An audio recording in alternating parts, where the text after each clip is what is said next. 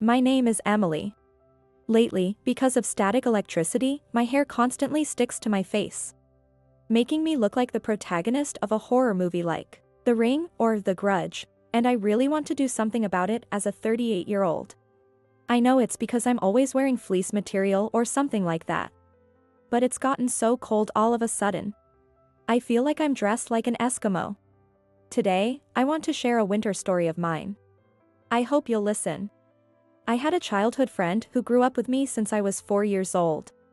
Her name was Kathy. When I was 4, her family moved next door, and since our parents were the same age, we naturally became close as families. When she was young, Kathy was shy and quiet.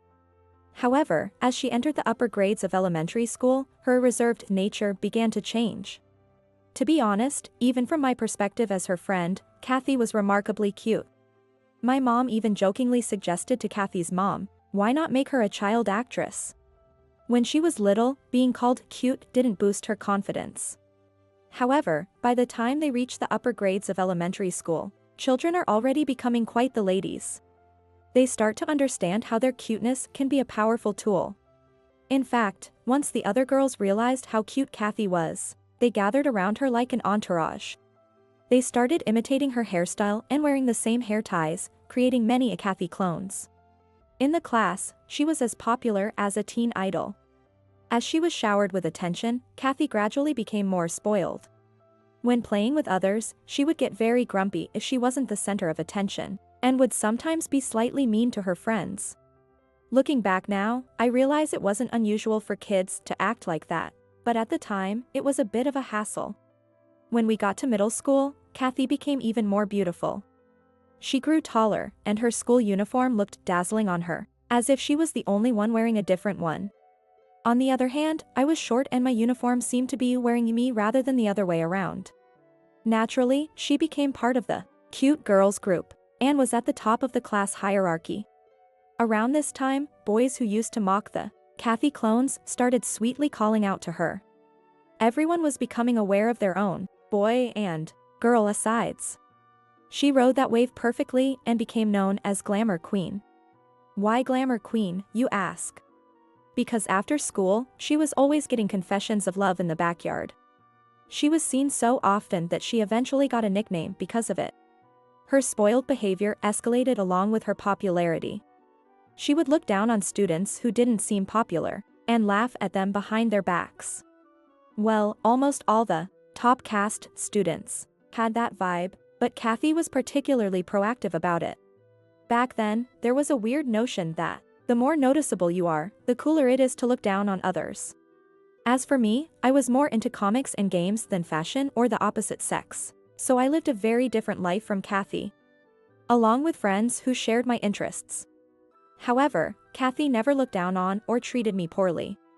No matter how small or nerdy I was, she would come to me with her romantic troubles, saying, "Emily, listen to this," without any hesitation. She didn't look down on my friends either. So, while I did think her behavior towards others was awful, I never came to dislike Kathy herself. Thus, we peacefully spent our middle school days and eventually went to different high schools and colleges. I went to college out of state, so when I met Kathy again at our first reunion, we partied until morning with canned drinks. Even after a long time apart, we were still close. I thought it was a privilege of childhood friends. The problem arose 10 years ago. At that time, after graduating from college, I returned to my hometown and worked for a local company. I introduced my boyfriend, John, a doctor I met through an acquaintance, to my parents to get their approval for us living together. And at the doorstep, I ran into Kathy. "Hey, is this your boyfriend?" Kathy asked. Feeling a bit embarrassed, I answered, "Yeah." After staring at John for a moment, Kathy smiled and said, "I didn't know. You have to introduce him to me next time," and walked away. That night, she contacted me for the first time in a while, and I ended up actually introducing her to John. Since John and I were living together with marriage in mind, I thought it would be good to introduce him to my childhood friend. So, I immediately arranged for John and Kathy to meet. A few days later, the three of us met at a cafe. When John stepped away from the table, Kathy suddenly said, "Oh no." "What?" What's wrong? I asked, puzzled. Kathy then said, I think I might have fallen for John. I thought she was joking, but Kathy was gazing at John with such dreamy eyes that I wouldn't have been surprised if hearts were floating around her. She laughed it off, saying, Don't worry, I won't steal anyone's boyfriend. It's just like having a crush on an idol. But I was so uneasy that I didn't leave the table for the rest of the time. I thought that if I left them alone, who knows what might happen. A while after that introduction, I saw Kathy and John walking arm in arm in the city. Neither John nor Kathy had mentioned they were going out together. Was he cheating on me? Or maybe they were planning a surprise for me.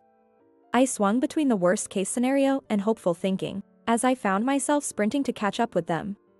Gasping for breath, all I could manage to say when I caught up to them was, Why are you two together? I remember the startled looks from people around us. We got caught, Kathy said with a tongue-in-cheek smile, while John turned pale. When I confronted them, they admitted it was their first date. Apparently, Kathy had asked John for his contact information when I went to the bathroom during that introduction. It was just before I heard, I might have fallen for you, after arriving at the store. Kathy, who fell in love with John almost at first sight, got his contact information by saying, Let's just be friends for now, and grew to like him more as they talked. John also responded with, If you have any worries, feel free to talk to me, and they exchanged contact information. He planned to ask her how to propose in a way that would make me happy. However, Kathy was after John, and it didn't turn into a genuine consultation. Gradually, she made her moves. Kathy was really cute, after all. If she confessed her feelings, John wouldn't be entirely indifferent. And so, John fell right into Kathy's trap. John begged for my forgiveness, saying, It was the first and last mistake, I won't do it again, but I couldn't forgive him. Even if it was just a date. Meanwhile, Kathy whispered to John, Why don't you just stay with me? An important childhood friend and a beloved partner I was considering marriage with. After being so deeply betrayed, I didn't want to see either of them. I decided to cut ties with Kathy and break up with John, right then and there. About 9 months later, I got an invitation from a junior high school classmate. We're having a reunion for our sophomore class. I was in a different class from Kathy in sophomore year. I thought I could enjoy it and decided to go, but on the day, I was stunned. The class clown had invited Kathy, who was from another class, saying, I called our glamour queen, Kathy. The students who were in the same activity as Kathy, or in the same class in freshman or senior year were thrilled to see this rare guest, but I couldn't be happy at all. Despite that, everyone around me said, Hey, it's the old childhood friend duo. Sit next to each other. And put our seats together. Well, they didn't know the whole story, so I couldn't blame them. Honestly, I wanted to say, I cut ties with her because she stole my boyfriend, so please keep her away from me. But I didn't want to ruin the fun reunion for those who didn't know. In the end, I spent the reunion I had been looking forward to with a sour face, sitting next to the Kathy I despised. So, Emily, what do you do for work now? Me? I work as an office clerk at a local company. Really? Didn't you go to college in New York? Wouldn't you have made more money if you worked there? Well, yeah, but I'm an only child, so I decided to stay close to my parents for their care. While I was having such a conversation with an old friend, Kathy suddenly butted in. What? So that's why you still dress so shabby even after working for years? No wonder you look poor. It's no surprise that a vein bulged on my temple at Kathy's snide comment, acting as if nothing had happened despite our fallout. My old friend turned pale, looking at Kathy as if to say, That's so out of line. Of course, I ignored her. Sensing the tense atmosphere, my old friend quickly changed the subject. So, Kathy, what are you up to these days? Me? I work in sales at a local company, but I'm making pretty good money. My boyfriend said we'll get married soon, so my future is secure. Wow, you have a boyfriend? What does he do? Do you have any pictures? My old friend, unaware of the situation, took an interest in Kathy's words. While they couldn't know any better, it was an unbearable topic for me, despite having moved on. Kathy, knowing this, gleefully said, "Oh, really?" and showed the photo stored on her phone to my old friend. "Wow, as expected of Kathy. Your boyfriend is handsome. What does he do?" "Thanks. He's a doctor. His annual income is over $100,000, so I'll probably quit my job when we get married." "That's amazing. Every woman's dream, right? Isn't it?" "Oh, Emily, do you have a boyfriend?" Holding the picture of John, the boyfriend she took from me, Kathy smirked as she turned the conversation back to me. "Oh, that's right. Emily, do you have a boyfriend?" my old friend asked, as if suddenly remembering. To my old friend, who thought the tense atmosphere was due to Kathy's slip-up, it seemed like the awkwardness had subsided. Ignoring the question would only make things awkward for my old friend. Ruining the atmosphere at the reunion, my first-class reunion for the sophomore class, would be too much. Reluctantly, I smiled and said, "No, I don't have a boyfriend." "What? Isn't it about time you got married if you want kids? Are you still single?" Kathy eagerly jumped in. My old friend turned pale again. "Too bad, being both poor and single." "Oh, I'm so glad I caught a boyfriend with an annual income of over $100,000. Hearing stories like this makes me realize how lucky and happy I am." "Oh, really? So I'm unlucky and miserable, huh?" Judging by her smug and condescending attitude, she really doesn't know anything. I wanted to say, "That guy is." But I swallowed my words. No, I'll keep quiet for her sake. Let her stay in her illusion of happiness. In the end, I went home from the reunion with all those words left unspoken. However, I wasn't jealous at all of Kathy's bragging, so I didn't feel frustrated. About 2 years later. To my surprise, Kathy suddenly showed up at my parents' house. "What do you want?" I asked. "Give me my money back." Kathy screamed furiously. I had never borrowed money from Kathy, so I had no idea what she was talking about. What on earth was going on? "Wait a minute. What money? I don't remember borrowing any money from you. Don't play dumb. It's the $600,000 you took from John." "Huh? Took money from John? Me?" I had no idea what she was talking about. According to Kathy, when they were about to get married, John told her he had debt.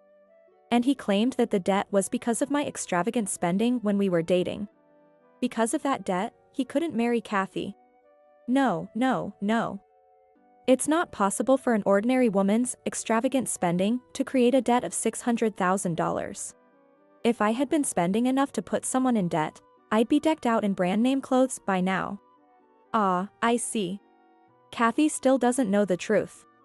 As a kind childhood friend, I'll enlighten her about everything. Do you really think that debt was caused by my extravagant spending? John himself said so, there's no other reason. Because of you, I can't get married. Enough is enough. Hey, has John been working more night shifts lately? Huh? Why do you? Well, even if that's true, so what? Well, it's not my business. Sorry. Forget I said anything. Now, please leave. When I casually backed off, Kathy let out a small, "What?" and openly grimaced. "Oh, come on. Yes, he's been working more night shifts. So what? He's in demand, so of course he's busy." I couldn't help but grin at Kathy's words. What if I told you he's in demand by a girl and a bar owner? What? What are you talking about? I mean, the people expecting John at night aren't his medical colleagues, but the owner of a bar and his favorite girl there. What does that mean? Are you saying he's been going to a luxury bar instead of working night shifts? Bingo. The moment I said that, Kathy's face turned red with anger. I don't know if you're jealous because I took your man, but stop making things up. She shouted. But unfortunately for her, it wasn't a lie.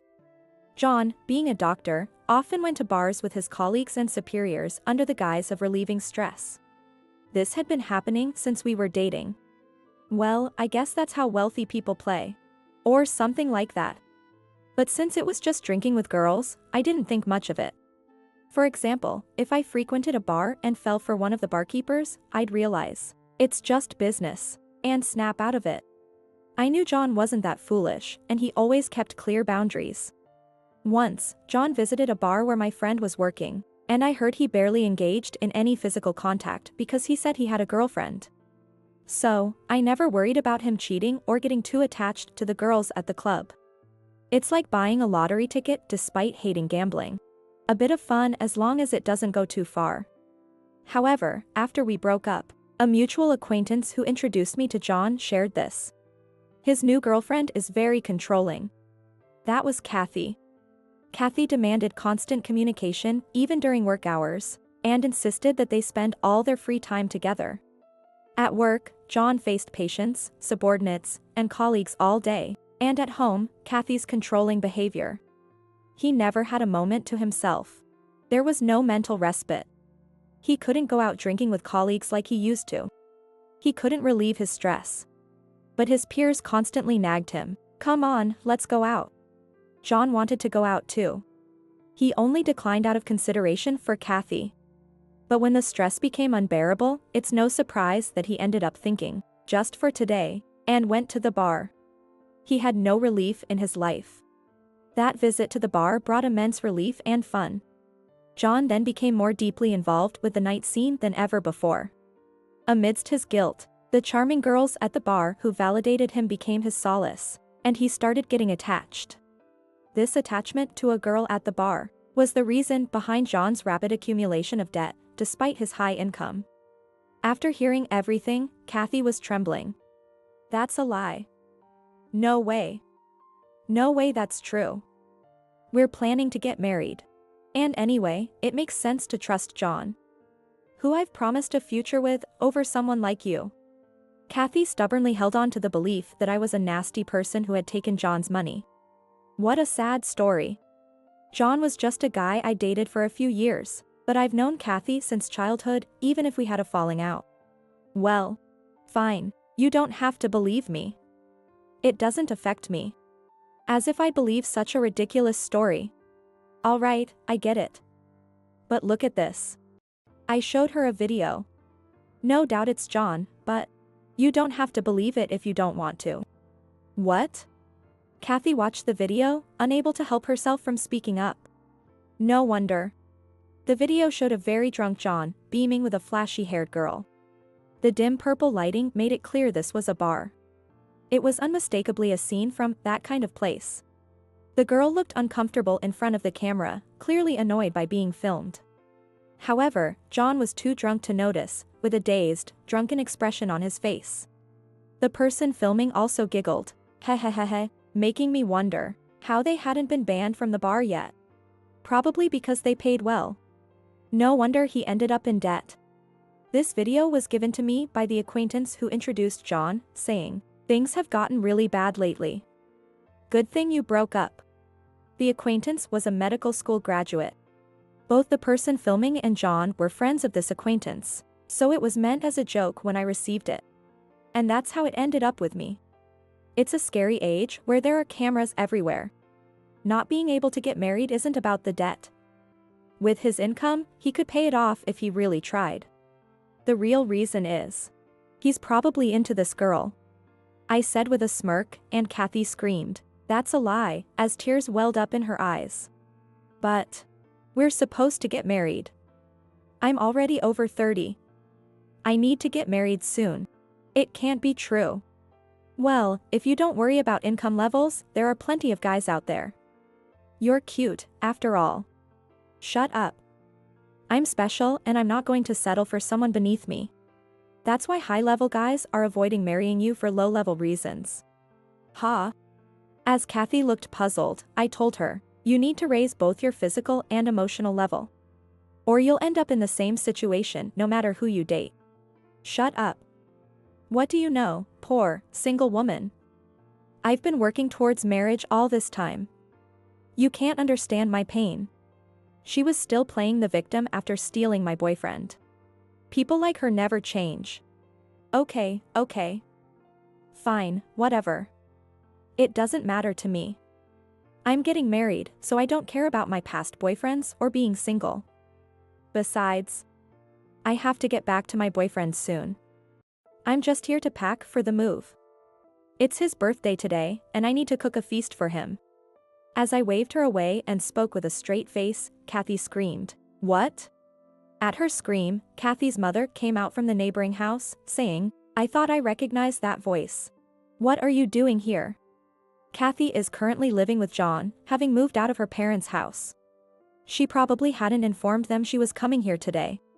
Auntie, Kathy stole my boyfriend and now she's accusing me of making him go into debt and demanding money back, I shouted. Kathy's face turned pale as her mother looked shocked.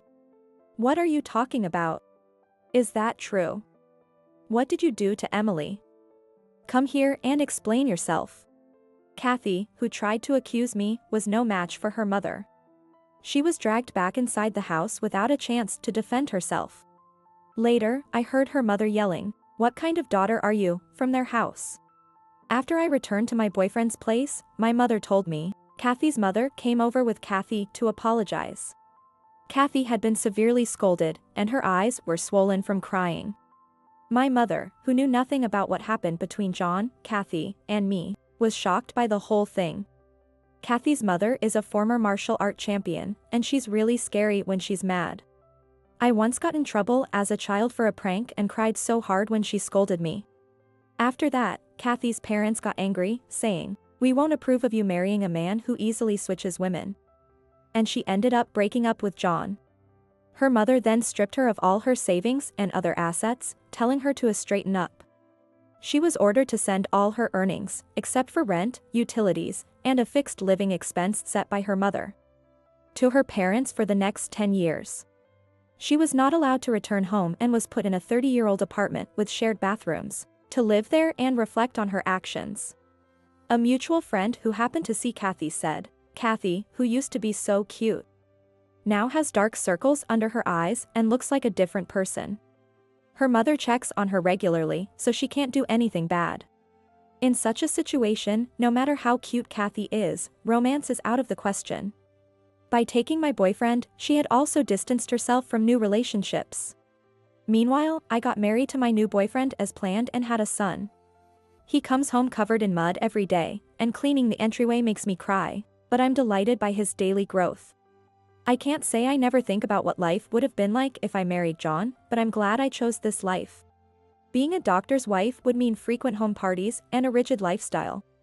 Now, as the wife of an ordinary office worker, I find that a normal life suits me and is very comforting. I've realized that being ordinary is also quite challenging as an adult. I hope that my family can continue living a normal life. That's my prayer.